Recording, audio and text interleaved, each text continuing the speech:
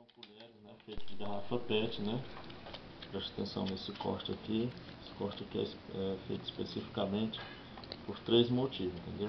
O primeiro motivo é para, como ela é muito leve, né? Quando você não estiver usando, ela ficar presa aqui, no caso aqui no beiço do copo ou da panela, né, no caso.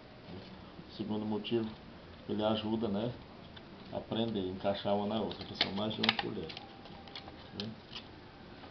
E o terceiro, se por acaso você quiser estender, fazer a extensão do cabo, você só grampeia, né, e conecta o cabo aqui. Entendeu? Aqui são nossas colheres feitas de garrafa PET, né?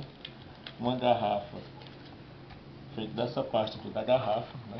Uma garrafa dá para você fazer, no caso aqui, 5 colheres, né? E você pode usar, né, uma colher normal mesmo para fazer para moldar, de acordo com a necessidade, de acordo com o tamanho que você deseja.